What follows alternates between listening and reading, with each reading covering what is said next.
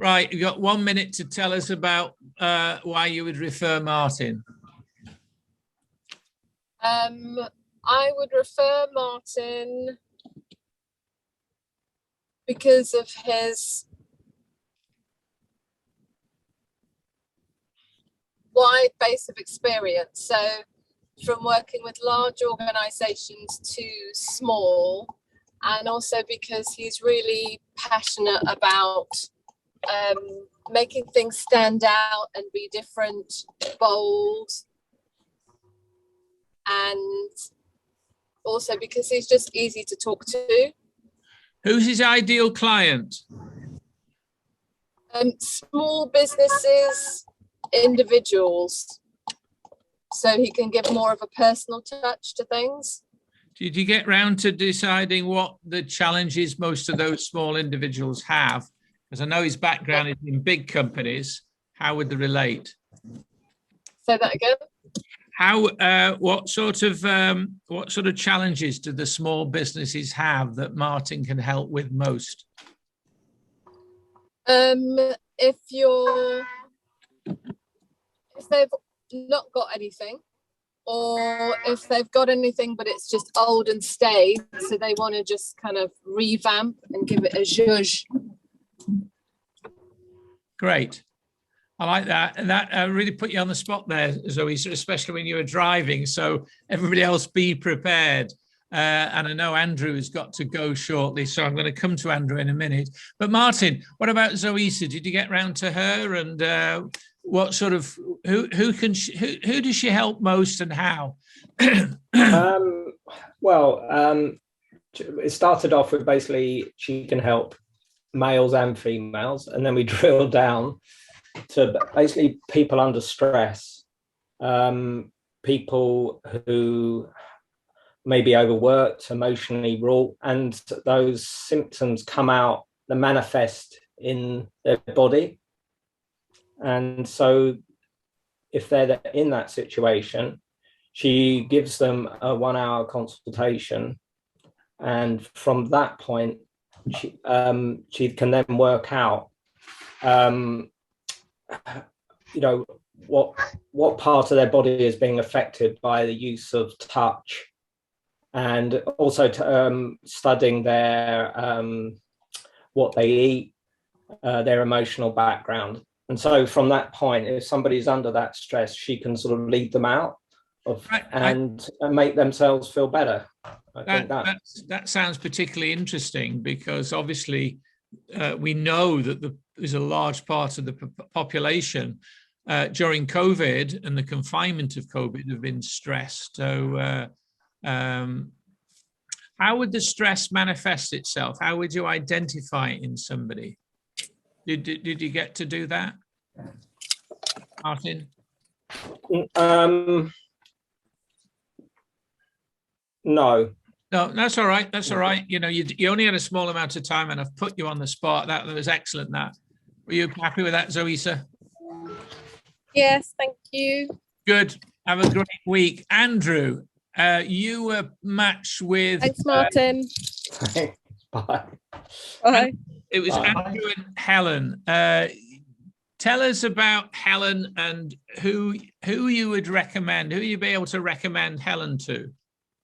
Yeah, so it was really interesting this, because it turns out I've actually had a very narrow view of what Helen does. So actually chatting to Helen really, really opened my eyes to, actually, it's not just this one thing. So what she was saying, I mean, we know that she makes these amazingly decorated cakes. And I thought that's pretty much what she did. She did these like incredible artisan sort of cakes, if you like. And she does indeed do that, but she also does so things like celebration cakes, and obviously you think of like major events for that sort of level of decoration, like weddings, maybe big anniversaries, engagement parties, that type of stuff.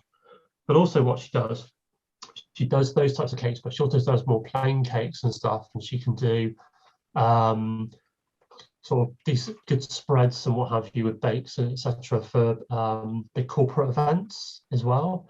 So that was quite interesting. And also what we really came up with from an ideal client was you think you'd listen out for people that have got these types of events coming up, these types of celebrations, people that get married, etc. But also what we realised was that a great referral for Helen would be somebody like an events manager working in corporate. That would be a fantastic referral for Helen. So that's really what I gained from that, and I've definitely got a much broader understanding of what Helen can offer, and I now feel I'm much more prepared or able to refer her. Yeah, I think very often I think most people on networking events, we're quite giving by nature and want to, there's a pleasure in introducing somebody to somebody else. It's just that sometimes we don't know how to do that. And actually picking up on that was excellent, Andrew. Not so much the direct client, but the potential person that's got the gatekeeper and events manager. I'd never even thought of that myself. So that's really good if we know events managers. And events managers have had a tough time. They want to come back into the market with some fresh ideas.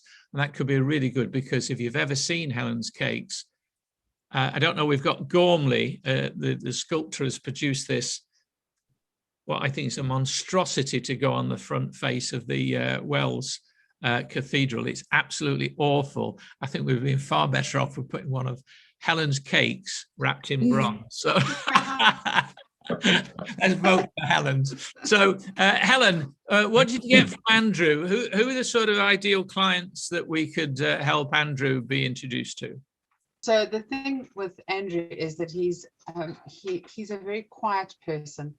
And so I also felt the same way about Andrew, is that I didn't fully understand his business. He comes across very passionately about what he does.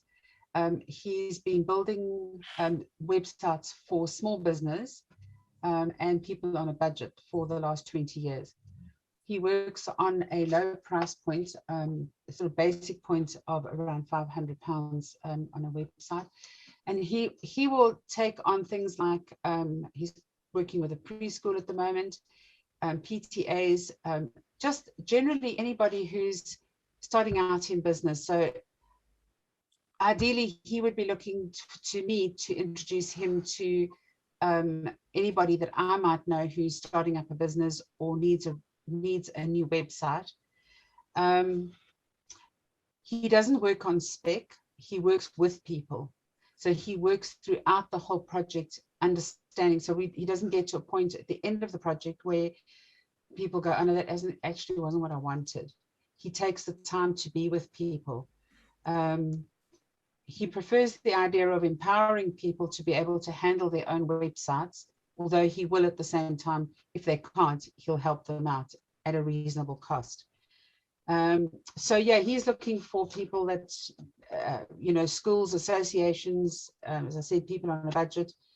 Yeah, I think that's about it, really. Yeah, that's excellent. So preschools and PTAs, they've got a limited amount of budgets. There could be other organizations, clubs, associations that are limited on that, and also startups. That was excellent. Thank you very much for that, Helen. And I know Andrew's got to go, but I think we can all see you can give your own 1 minute, but the benefit of somebody else telling everybody else what they picked up is extremely valuable. Chris and Debbie, and I think you're the only two that may already have had one-to-ones, but that doesn't really matter. I thought everybody else was well matched. Chris, do you want to tell us about Debbie? Cheers, everybody else. Have a good week. Yeah, same to you, Andrew. Obviously I know Debbie quite well. It's been a little while now, and we have one-to-ones together that involve lots of cake, as often as we can get away with it. Cake is a theme with me, as most of you probably already know. So Helen and I should spend more time together, if only so I can sample the products. Debbie, we started off talking about Debbie's current frustration with finding clients, because she's oscillating between Hereford and Basingstoke, and at the moment she's frantically busy seeing singing clients. So she's going to work for retirement homes, for pubs and small clubs and smaller venues, and doing lots of singing and avoiding and not really necessarily enjoying the travel. It's the travel that's killing her stone dead, not the singing. She still likes to sing. It's carrying all that crap and having to set it up all the time and having to drive 100 miles each way to do it. But the sort of client that Debbie's looking for is actually a client who's looking for help with their motivation or their diet. So she's looking for people who are looking to drill down for themselves to find what they're struggling with in terms of their psyche or their emotional self. So she can hypnotize them, she can show them meditation techniques, and she can educate them with their diet to make sure that they're eating right and sleeping right. So she's looking for specific individuals that she can help, and looking for smaller organizations that are looking to have an exterior support above and beyond HR function. And given her a propensity to talk to people and engage with people, I personally think as soon as she's not having to drive around the country and sing all the time, she'll be finding that audience because she's quite an engaging person. We didn't talk about who your client is in specifics, did we? Because I don't know who the client is individually. Yeah, it's still a work in progress in some ways, isn't it?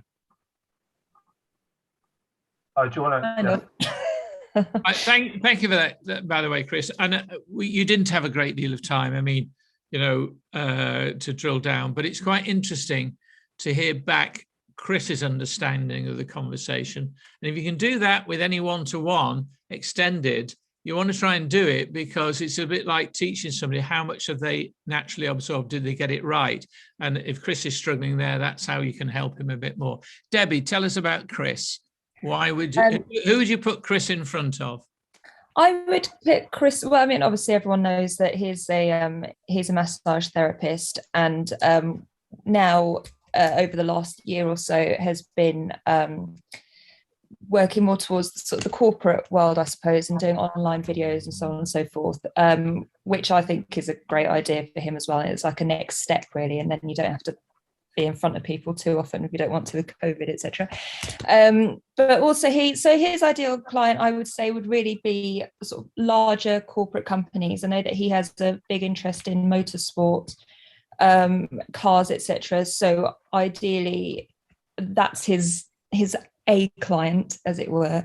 So obviously, if I were to be able to help, I would be, maybe trying to find clients within that world for him, but also just any kind of corporate or anything that basically with offices with people who have suffering possibly from burnout, or just a need for some physical help, basically, with massage, with being more comfortable and so on just in their daily working life, pretty much.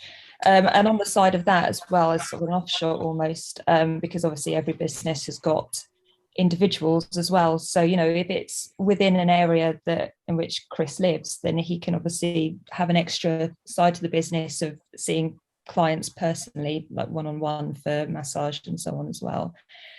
So yeah, I would say basically the larger companies, ideally within the area, but also anywhere in the world really who needs massage help or company help. To be honest with you, Chris and I went on a bit of a tangent while we were on the call. We started talking about TVs. So I mean, I helped him find a Samsung TV. So Well, that happens. We know that happens, and at least you're honest and open enough to admit that. So far, so good, because normally you'd not put on the spot like this. But thank you for that, Debbie. I would have gone off at a tangent. Have you seen the film Senna on Amazon Prime? Yeah, I love it. absolutely great. But I would, this corporate bit, well, I was thinking Basingstoke, it's not far from Thruxton. So you might ask a few people when you're over in Basingstoke, just say, do you know anybody that operates in Thruxton? Because that's a good motorsport centre. But on this corporate business, I would explore, if I'm sure you've done it anyways, that we hear in the press that people are reluctant to come back to work. They are concerned. There's quite a bit of stress in coming. People want to get people back into the offices, but they're stressed. And that could be a really good angle and approach to somehow make it easier to do that. That'd be well worth brainstorming that, Chris, I would have thought. Yeah. But thank you both for that. And so it sounds like you're about to buy a TV. I'd recommend the Panasonic myself, but nevertheless, Marcus and Mel met up, and then Marcus's computer failed, so I'd recommend an Apple. He's got that anyway, but I don't know what you got. I know you're interrupted, but Mel, do you want to crack on and tell us about Marcus? Yeah, I mean, Marcus and I have had the one-to-one previously, and we're now planning the one-to-one face-to-face, where we can also get involved in coffee and cake. And I think I'll start off by describing how I see Mark. Marcus is experienced, he's motivated, he's charismatic, and he's passionate about what he does. And we've got sort of mutual targeting, really, which overlaps. And I think we're both looking to target marketing agencies in and around Bristol. And we've actually already discussed one target, which Marcus is very desperate to get involved in. And I'm seeing if I can help and looking to give mutual areas of business. So we're looking to meet up and take it forward. Because obviously in Marcus's background as a style and fashion photographer, very creative. All photographers are creative, but style and that style bit and fashion is extra creative in just my perception. So I hadn't thought about that. Your contacts in that advertising world could be absolutely invaluable. Yeah. Not just the ones that I'm targeting myself, the ones that I've worked with previously, like the McCanns, because they don't need recruitment facilities, people, agency like that. But I probably know 20 agencies who got somebody working in there who I've worked with over the years during the Bristol scene. So there are plenty of agencies and plenty of contacts that we can target. The tricky bit is when you've got somebody like Mel willing to open up his address book or whatever and make those connections, you've really got to get your head together and say, what are you going to say? How are we going to position it? Because if he's just positioned as another photographer, it's an easy. You can't go in with a Me Too offer. It's got to be, tangible, and you've got to give them a reason to give you an audience and talk to you. Yeah. Marcus, what about Mel? Yeah, Paul. I mean, that was a really fortuitous one-to-one there. And yeah, as Mel said, funny enough, I was only thinking yesterday, I must get a coffee with Mel because he's only just down the road in Queen's Square. And we talked about that last time we had a chat. So yeah, but as Mel was saying, both our target markets are aligned. Obviously for Mel, he's working with agencies at the moment, the creative agencies who are looking to recruit people. And my goal in the future, and the not too distant future, is to start working with more advertising and creative agencies. So yeah, it's definitely something that we're definitely going to be carrying on this relationship, hopefully for years to come. But Mel's basically looking to get people into these agencies, his creatives that he's dealing with, art directors, art managers, art buyers, and that kind of thing. Yeah. Good. So it sounds like a cake date is on the. Absolutely. We're doing that. We're arranging. No, it's well, yeah, definitely. It's rather perfect, really. So really cool, and just down the road as well. Yeah, forget one-to-ones, cake dates. That's what we want. Mate, I know why you're doing that, Paul. It's because when we've stuffed ourselves with cake, we're going to come and see you about losing weight. I know what you're doing there, Paul. Barbecue. I know what you're doing. I went off the wagon. I had 2 cupcakes on Sunday. Fortunately, I'm back in keto. So let's see, Ollie and Rebecca. Let's go ladies first. Rebecca, tell us all about Ollie and who you would ideally recommend him to. Yeah, it was great to talk to Ollie, and I'd say he's really easy to talk to as well. So I wouldn't hesitate to recommend him to his target audience, which I think is people who need, I guess, who I'd be looking out for to refer to him would be people who are sort of feeling really frustrated or unsure about what to do to get their website performing better or looking better. So it's someone who's really struggling with that and needs the help and will see the benefit in investing a bit, although not, it's not, it's mid-range rather than, very expensive, but they see the benefit and would be able to learn from their investment. So they'll get something long-term from it as well. What I've got from that is, I think if people are frustrated, it's an easy conversation to open up, but then not be frustrated. And I've just jotted 2 things that you might want, Ollie might want to teach people to ask is, how old is your website? When was the last time it updated? Yeah. Let's leave that out because that sounds as if you want to update it. How old is your website and how is it performing? Because I think a lot of people throw up websites to begin with, thinking that that's the answer, not even thinking about who's going to view it.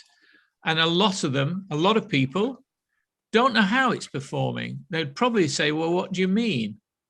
Well, how many visitors are you getting? And are they the right sort of visitors? And how much direct business are you getting from your website? And I think then the other way is I like this word. It's not so much recommend. I'd love to introduce you to Ollie, blah, blah, blah, because he'll be able to look at your website and know exactly how it's performing and where maybe you're leaking business. Would you have any objection if I got him to give you a call? So you've picked out some good points there. So in other words, I'd expand upon that frustration part because there's lots of website people around talking about their websites, but really, how old is your website? That opens up a conversation. How well is it performing? Ollie, what about Rebecca? How would you introduce people to, and who would you introduce people to? Yeah, so Rebecca, I would introduce to, I think I knew Rebecca as an architectural photographer, and through chatting to her, she does more than just that. So it's kind of headshots and corporate event photography as well. But her main passion, I would say, seems to be the architecture and the buildings and showing the stories of buildings. So I would look to introduce her to as people like building developers and estate agents, and then also people who really want to tell stories about their buildings. So I think places like museums, I think schools would be really good, and landmarks, and also I think people who want to have a creative approach to photography. Rebecca talked about one of her clients is the Duchy Estate, who wanted to do watercolor paintings of their estate, and so using Rebecca's drone photography skills, she was able to take a drone picture of the estate, which they could then use as a reference for a watercolor. So I think her skills are really adaptable and creative to be used in that way. But yeah, I think for anyone who wants to kind of really show the whole process of a building, so maybe where it started, if it was an old factory, and then for her to be involved throughout the whole process. So as it's getting developed and then turned into, say, an event space and it's full of people, or a school, and for her to be involved in that whole project with a client and really kind of tell that story and engage with the client and also the client's audience. I think that is, are you pleased with that, Rebecca? Yes. I Thanks, because it always comes out in a muddle when I talk about it. Well, get Ollie as your agent. I've picked out from that. I've put, estate agent, schools, museum, but I think what I've picked out most about that is where a company is in a building or has got like a hotel that's got a history, pulling that story out that make it stand out is quite key. I'm immediately thinking about the building behind me, which was a pauper and lunatic asylum for many, many years. Wells is full of buildings with historical character, etc., just as Bath and Bristol is. And particularly if somebody's got a venue, or I'm thinking about maybe even cafes and restaurants that go into old banks or old buildings. I'm thinking of the Tobacco Factory in Bristol, which is a theatre that was in the old Wills Tobacco Factory. So if we all start thinking about things like that, it's pulling the history of that out of it. And I think that would be a very, very good niche on Rebecca. Thank you, guys.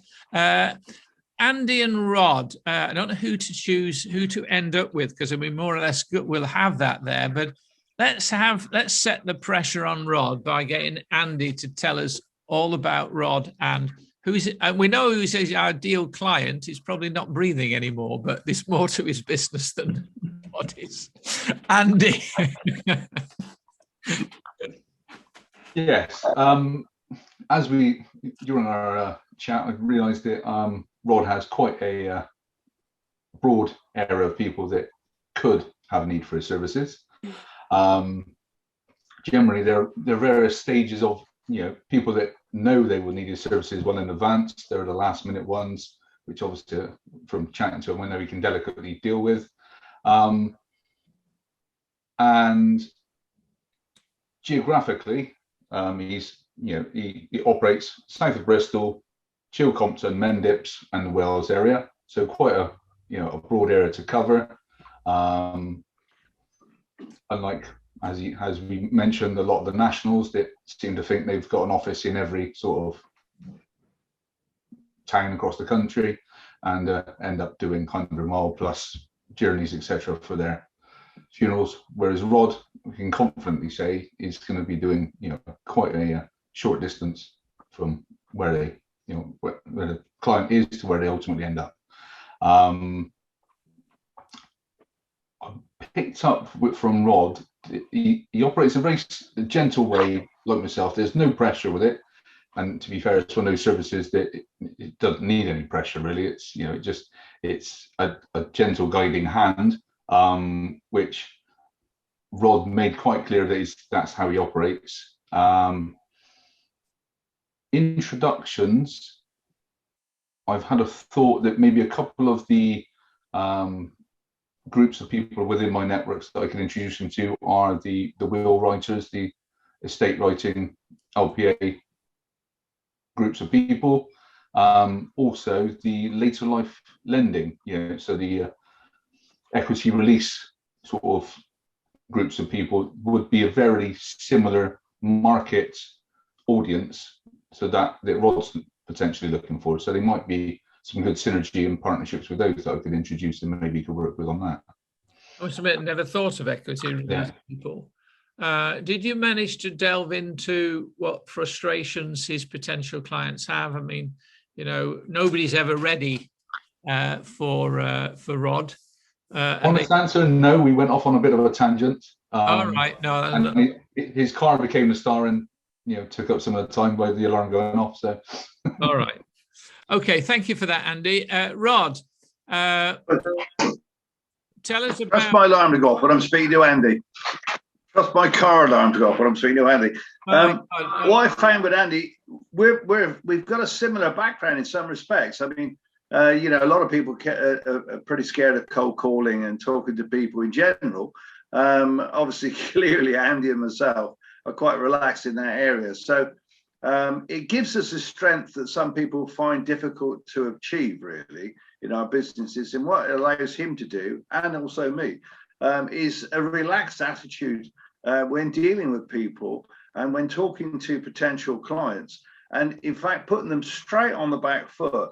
And if you like, getting closer to them by pushing them further away. So not putting any pressure on anybody.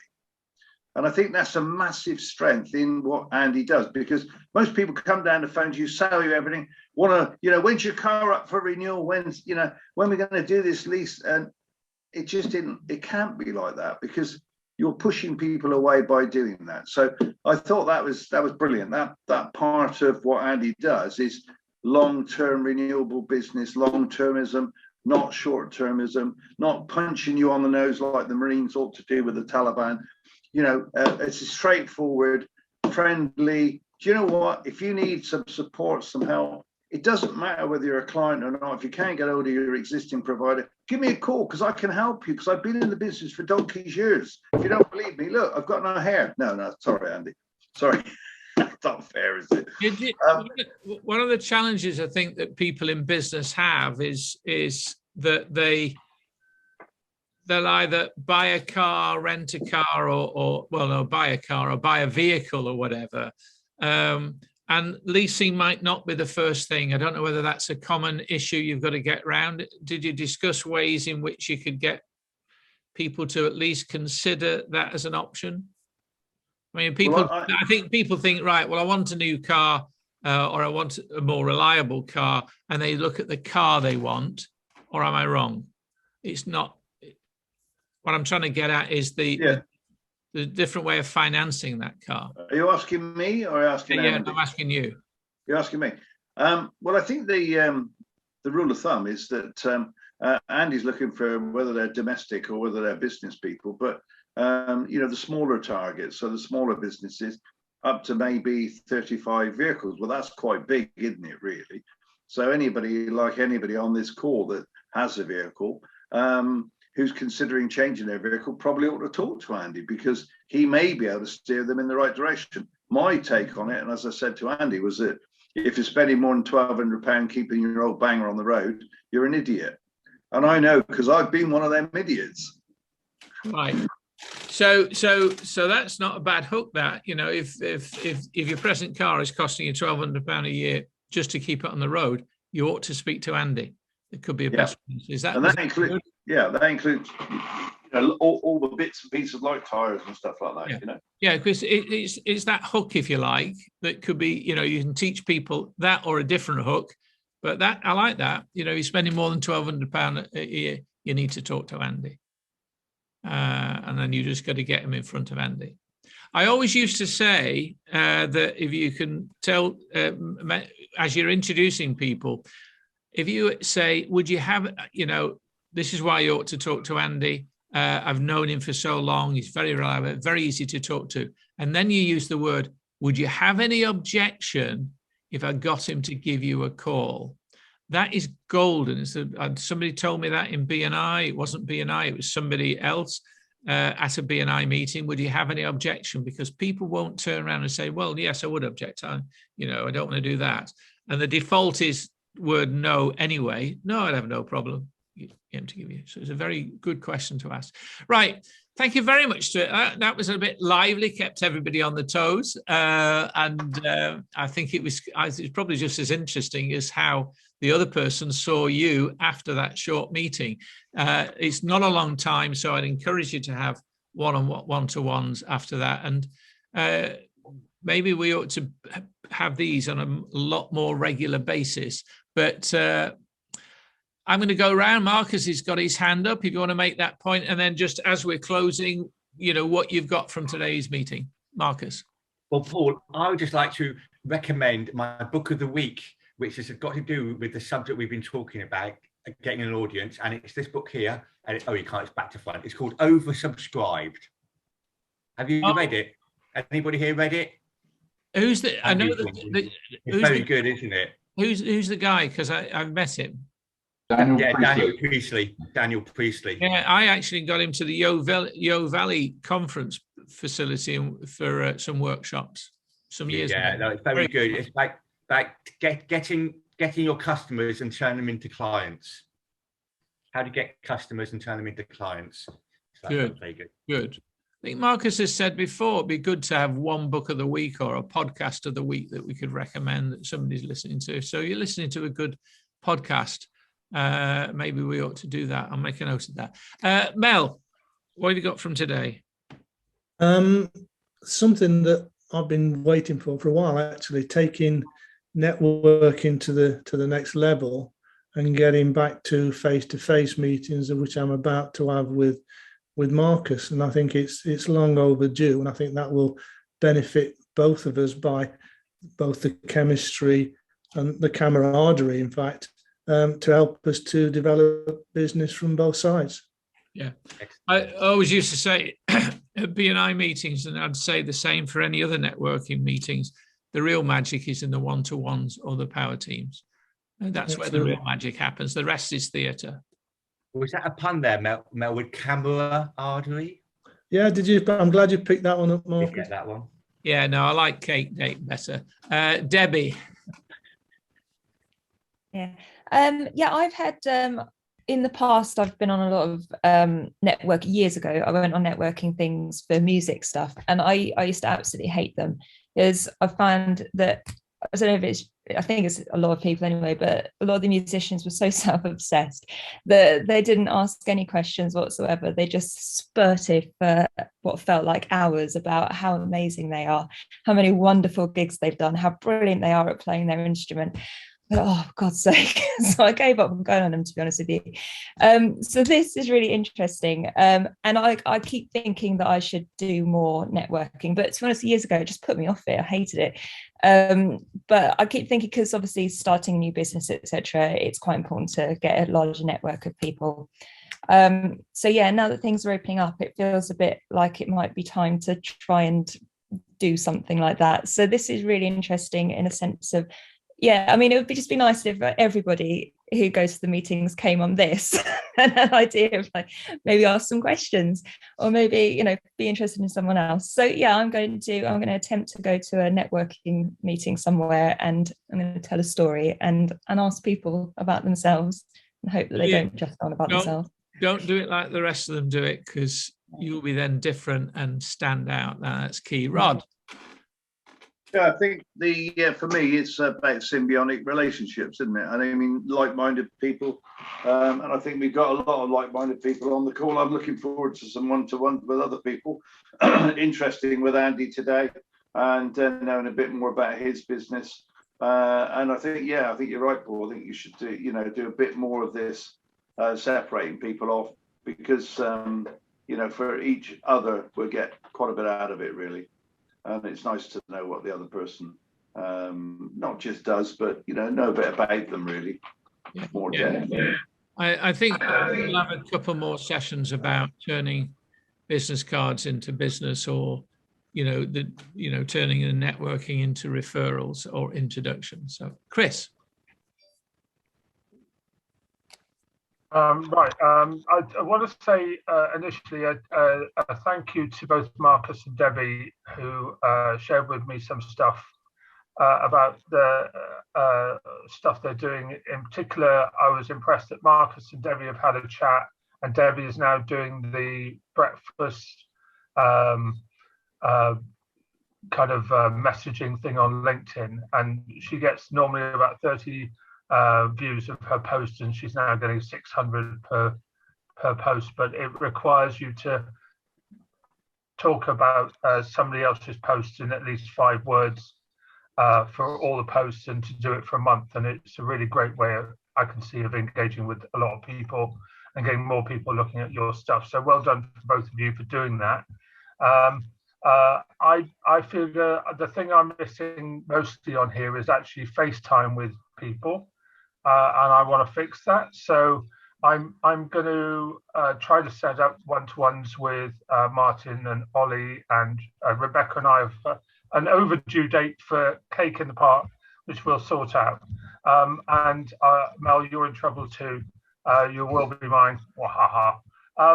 So I want to get people to engage with these going out and doing things stuff that we're trying to do at the moment. So we're going to do a one-to-one, not one-to-one. We're going to do a video thing where a few of us get together and just play with our phones and get some social media content up. So I want to make sure that people engage with that. I don't mind where we do it. I don't mind if that's in Bristol or in Somerset. And we're going to do a bike ride for us all to get to know each other and basically go to the Thatcher's pub on the Strawberry Line for it's an excuse, isn't it? I think it's, yeah. So what I've got from today is a tacit reminder of the fact that I don't know people in the room as well as I'd like to, and I want to fix that. All right. And that point you made is a good one. If you want to be the person that organizes whatever, skip the cycling for me, because I tend to fall off, but you want to organize that and we'll galvanize everybody together. That would be really good. Thanks, Chris. And I'm just reminded of MacArthur Park. Someone left the cake out in the rain. Ollie. Yeah, I think for me today, it was really a bit like Chris was saying, actually, not knowing, I'm obviously new to this group, but I think I learned something new about everyone today, which was really nice. And by people partnering up, that their partner kind of brought out something which maybe they, that like themselves wouldn't say. So I found that really lovely, just to learn something new about everyone.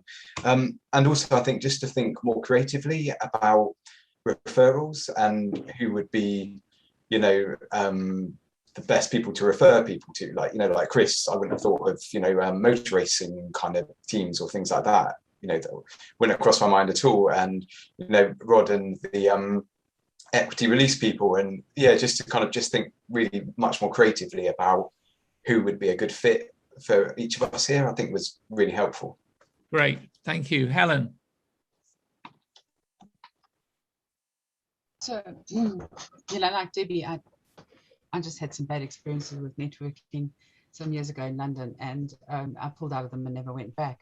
So I kind of wanted to go yawn this morning. Oh my God, no, I just can't be doing networking again.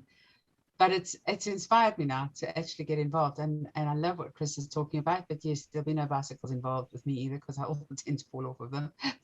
So yeah, I'd love to do that, and I'm definitely wanting to have a look at the Business Focus Live and see if I can get a ticket for that. Yeah. So thank you, everybody. Learned a lot about everybody today, and appreciate what you said. If there's one person to have a cake date with, it's Helen. Martin. Absolutely. Martin. Hi, yeah. I really liked reevaluating sort of the process of networking. That was really good.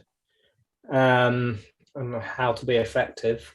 Also, it was really nice to learn a little bit more about Teresa and what she did, because I didn't really understand about kinesiology. So yeah, and also learning more about each person in a bit more depth. I really enjoyed the dynamic nature of today, you know, where you have that breakout section. Good. Rebecca, and then Andy. Yeah, definitely the breaks out are really valuable. So yeah, I enjoyed them.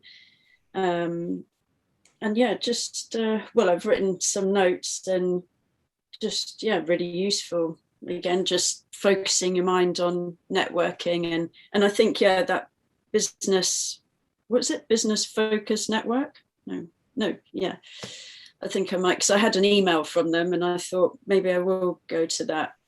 Yeah, it's on Friday in September. Don't know. 17th of September it is, Rebecca, for the live one. Yeah.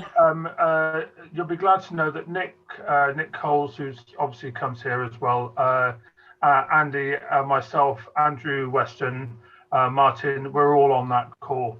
Okay. So you will have other friendly people in the room, or if you come to that on the 17th. I'm going to go to that. I think it's brilliant. But the 17th one, that's an actual at a venue. Actual live at a venue. Just a one-off. Yeah. Well, I think it'll be every quarter, I think, with that, and that's good. But for a lot of people who've been chatting for a whole year or more, who've never actually met each other in real life. Yeah. Right. as in here. Yeah. And finally, Andy. Yeah, the takeaway for me from this today, Paul, is getting to know a bit more about each of our businesses, but told by somebody else, because that's invaluable, because we can put out what we want people to hear, but when somebody feeds it back to us in a different way, then we sometimes have a soundbite of we might need to tweak what our message is in order to make sure it is the right message.